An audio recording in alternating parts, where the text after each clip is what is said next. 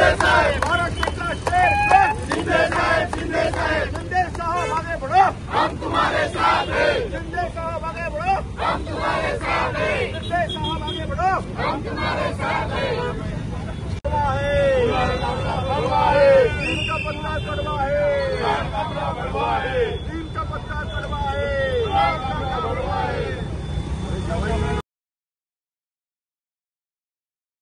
कुणाल कामराच्या विरोधात शिवसेनेकडून पालघर मध्येही जोरदार निदर्शने करण्यात आली।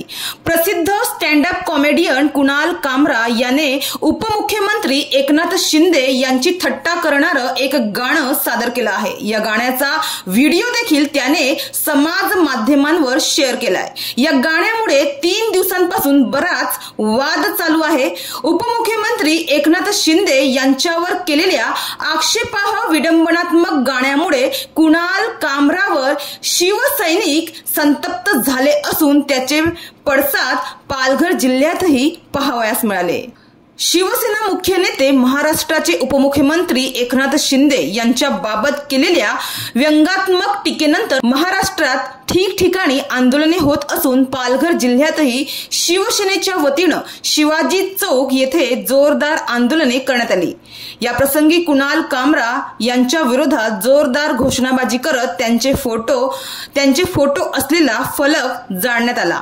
तसेच पालघरचे पोलीस निरीक्षक अनंत पराड यांना शिवसेनेचे जिल्हाप्रमुख कुंदन संखे यांच्या नेतृत्वाखाली भेटून निवेदन देऊन गुन्हा दाखल करण्याची मागणी करण्यात आली।